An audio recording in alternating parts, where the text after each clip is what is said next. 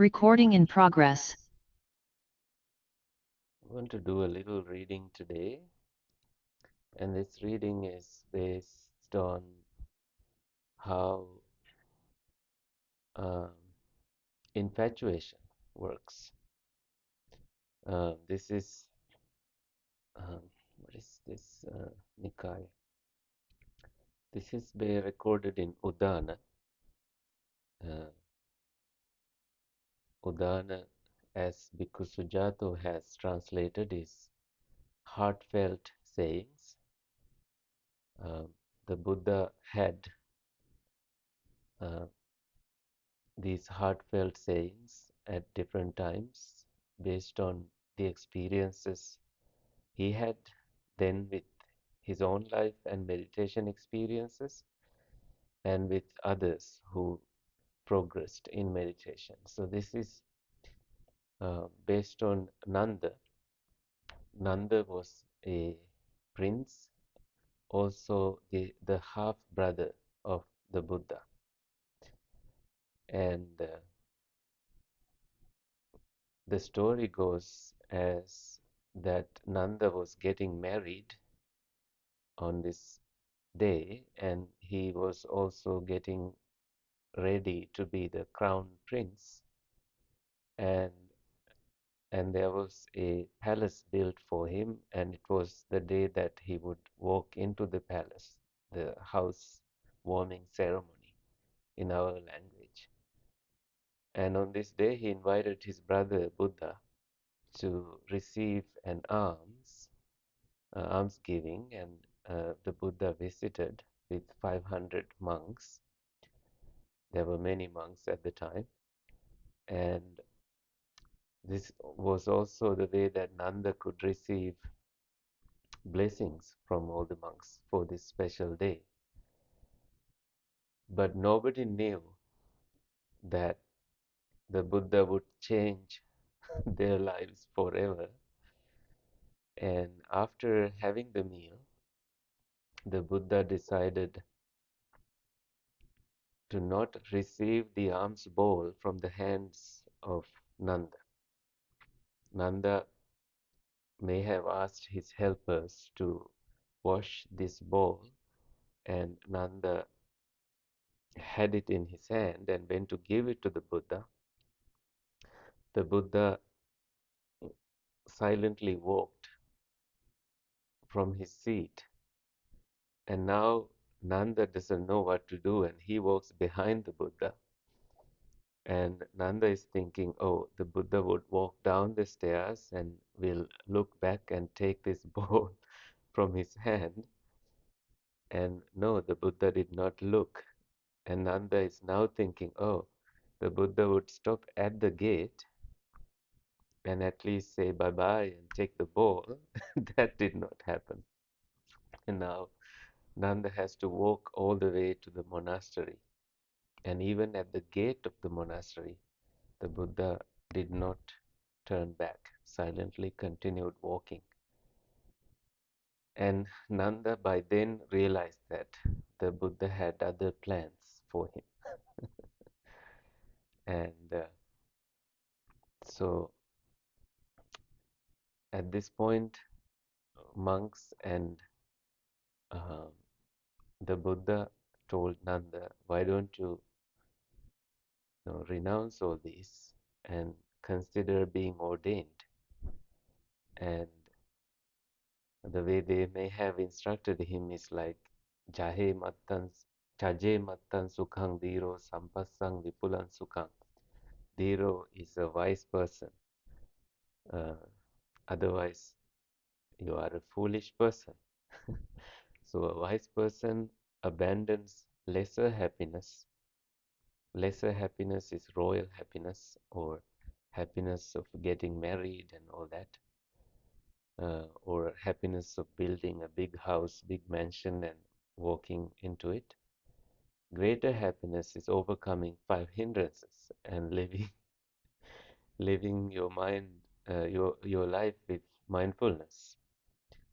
So Nanda was told these things and he was curious. He thought, okay, I can try this temporarily. Maybe I will try it. and I will go back when I am done with it. So temporarily he received ordination, thinking that he will go back and he will start all over again. Um, but when he tried to meditate, he could not meditate. He was thinking of the life he was going to have. This special image was bothering him so much, and we will find out what that image is. Okay, so this is the Nanda Sutta. At one time, the Buddha was staying near Sāvatthī in Jeta's grove, Anāthapiṇḍika's monastery. Now, at that time, Venerable Nanda, the Buddha's brother and maternal cousin, informed several monks, I lead this spiritual life dissatisfied. I am unable to keep up with the spiritual life. I shall resign the training and return to a lesser life. Lesser life is life as a lay person. Then a monk went up to the Buddha and informed about this. And the Buddha addressed the monks and asked them to go to Nanda and bring Nanda over to the Buddha.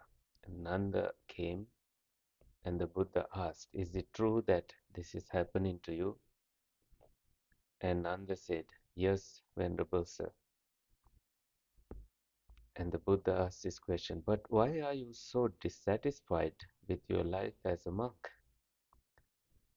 And here is his response, the image that comes to his mind all the time. As I left my house, Venerable, the finest lady of the Sakyan land, her hair half combed, glanced at me and said, hurry back, honey, come back soon. Recalling that I am dissatisfied and shall resign this training. I don't want to meditate. And look what happens. Then the Buddha took Nanda by the arm, like grabbing here, as easily as a strong person would extend or contract their arm, like this, vanished from Jeta's grove and reappeared among the gods of the 33, so Sāvatthīn's heaven. Now at that time 500 dove-footed nymphs had come to attend to Sakka, the Lord of gods. So dove-footed nymphs, doves are the pigeons, and they had feet like that. The Pali word is kakuta padani. And having shown them, then the Buddha said to Nanda, Nanda, do you see these 500 dove-footed nymphs? Yes, sir. What do you think? Who is more attractive, good-looking, and lovely? The finest lady of the Sakyan land or these 500 dove-footed nymphs? Compared to these 500 dove-footed nymphs, the finest lady of the Sakyan land is like a deformed monkey with its ears and nose cut off. She doesn't count. There is no comparison. She is not worth a fraction. These 500 dove-footed nymphs are far more attractive, good-looking, and lovely. Rejoice, Nanda, rejoice. I guarantee you 500 dove-footed nymphs. If, sir, you guarantee me 500 dove-footed nymphs, I shall happily meditate.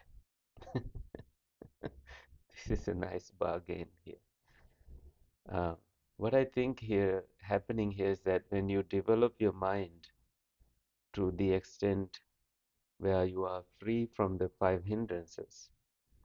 You develop it to a level that is somewhat heavenly, and you are able to experience heavenly happiness. And upon death, this highest experience you had as a living being guides you toward experiencing a heavenly, long lasting happiness experience of your mind, where you are born in Sāvatthī and you can experience a life, long span of life there, eons of happiness. Because what you do through meditation leads you in that direction. The Buddha sees a world outside of the world that we see, which is built or which has 31 planes of existence, which includes heavenly and hell realms.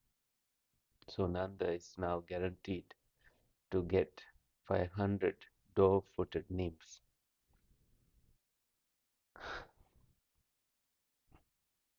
And the Buddha vanished with Nanda there and reappeared in Jeta's grove. And monks heard this, and they said, "It seems Nanda, who is both the Buddha's half-brother and maternal cousin, leads the spiritual life for the sake of nymphs.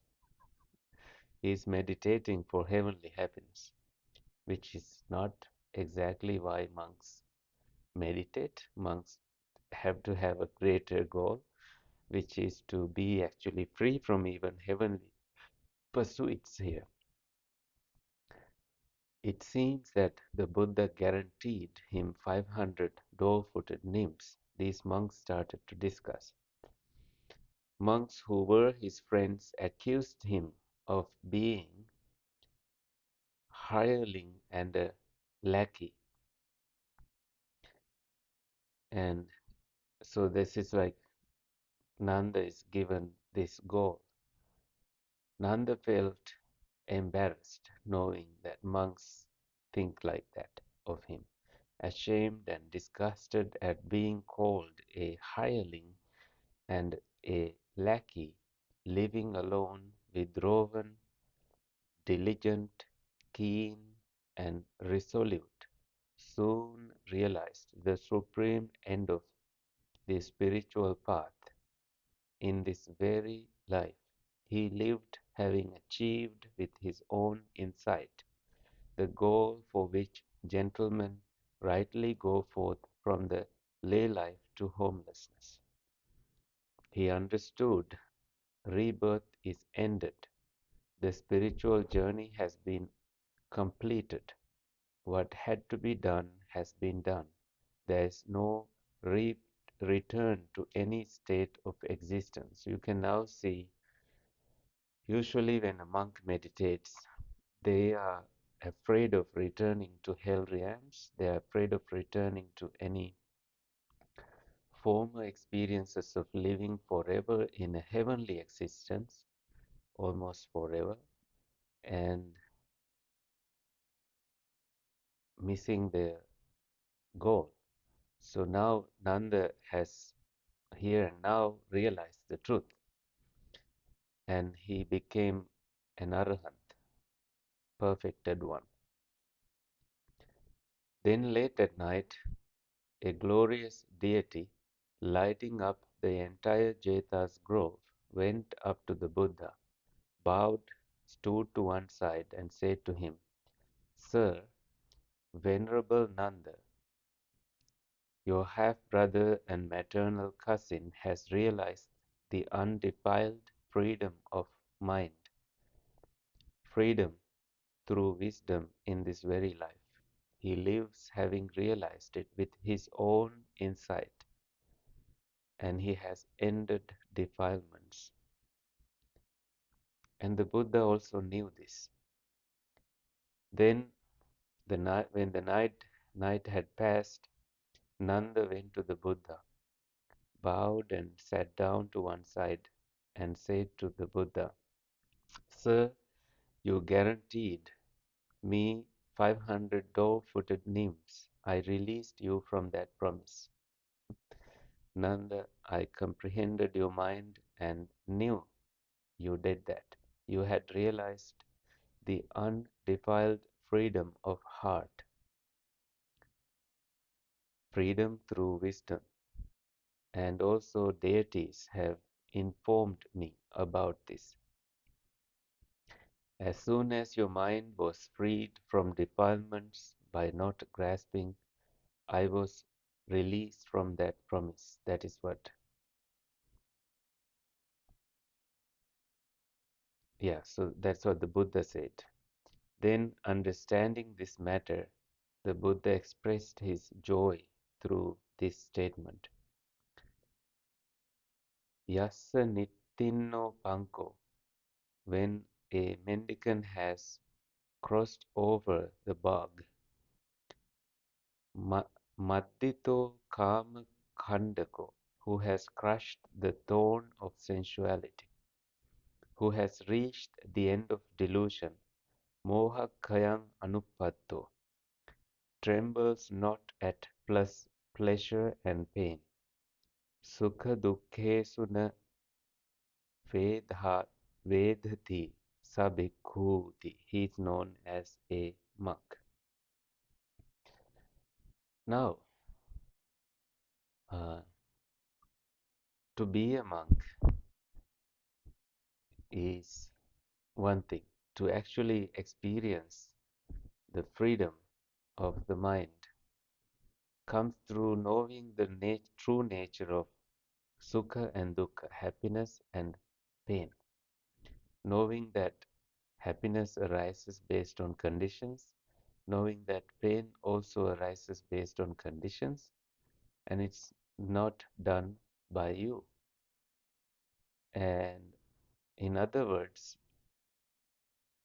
we tend to think that all these defilements or painful experiences are done by us, or we can control these things, except that the truth is that longer you try to control it, more suffering it brings to us.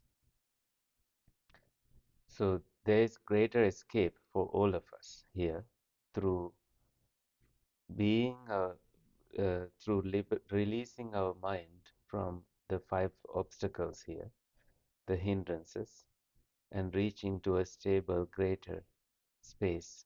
And there's greater happiness that you can experience. Actually, the freedom from five defilements is not just freedom there, it is called the first jhana, first level of understanding, first escape to stability. And is there a greater escape from that too? Of course, the second jhana. There, happiness arises from tranquility. And is there a greater escape? Yes. There is equanimity in the third jhana. Equanimity because that happiness in the second jhana disappears, but your mind is equanimous, which is felt physically as a pleasurable experience. And is there a greater escape? Yes. The fourth jhana, where you have mindfulness and further purity of your equanimity, long lasting equanimity. And is there a greater escape? Yes. Mental uh, infinite space experience. This is a base we experience. And is there a greater escape? Yes. Knowing that there is infinite consciousness. And is there a greater escape? Yes. Nothingness. And is there a greater escape? Yes. Neither perception nor non-perception. And is there a greater escape? Yes. Cessation from all those experiences. And is there a greater escape? Yes. Nibbana. Knowing the truth about that cessation and self and non-self and suffering and happiness. Is there a greater escape? No. Nibbana is the escape. the asankata, the unconditioned reality that humans can experience here and now.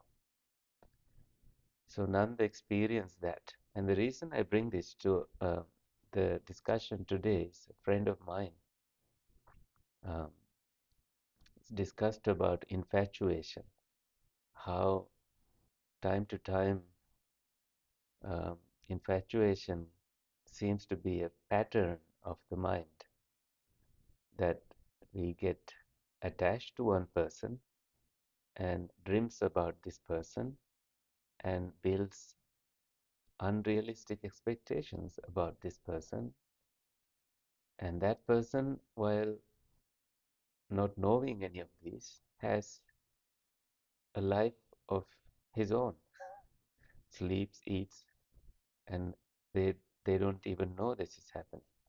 And look, who is suffering here is the person who is infatuated with it. And this state uh, is called mind getting hijacked by um, what? By attachment. Hormones play a huge role. Mind can uh, get hijacked by hormones as well. This is like teenagers. And because of this infatuation, when this love is not reciprocated, people choose two different ways. One person may choose to attack the person and be jealous when that person is happy with somebody else. Be The other direction is be happy that you loved this person and you can still love this person while you are not the person who is going to live the life with this person. And that is unconditional love. That is wisdom. That is maturity. That is knowing the truth about the nature of the mind. When love is not reciprocated, it's totally fine. We need to normalize it. We need to let that person go.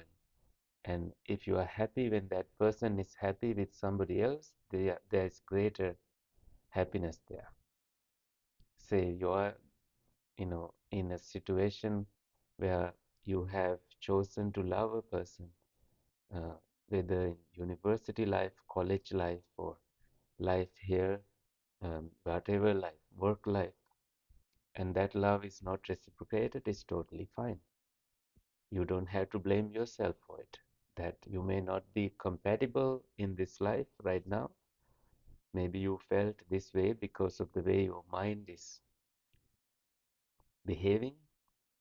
You can work on yourself, exercise, work out, do things that matter, that are important, that you can give love to yourself, and you are a happy person. That way you don't suffer along this experience.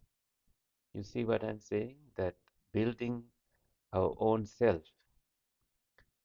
uh, is also a form of love. When love falls out of your experience, or when you are not being loved by the person you try to love, it's totally fine. You come back, you build yourself, you are happy, you don't suffer. Suffering lives in you temporarily and it will disappear. And no soon you will see uh, you are being discovered by the right person or not, because you are a good person for yourself. You are happy when that does not happen. You don't have to have a second person to feel complete. Although it is a thing that they say you are born half and you will be looking for the other half in your life. And even if you don't, and that is okay. I'm saying this because someone in the audience is going to college and may find somebody, and it's totally may not be your goal. Or if that happens, it's totally fine. But you build yourself to be a complete loving person to yourself. so that you are very strong whether or not you are loved. Okay, that's all for today. Any questions? No questions. Any questions from Zoom? All right. Sorry to bring love to this discussion, um, not to put you into an uncomfortable place, but to just discuss about it with the base, with an understanding of the Nanda Sutta. All right, let's share merits. May all beings be happy. May suffering ones be suffering free and fear struck fearless be. May grieving shed all grief and may all beings find relief. May all beings share this merit that we have thus acquired for the acquisition of all kinds of happiness. May beings inhabiting space and earth, devas and nagas of mighty power, share this merit of ours. May they long protect you and protect the teachings. Sadhu, sadhu, sadhu. May good things happen to you. May no harm come to you. May the influence of malignant beings does not affect you. May you be well. May you be happy. May you rejoice in your own good karma. Um, may you be blessed in all walks of your life. Sadhu, sadhu, sadhu.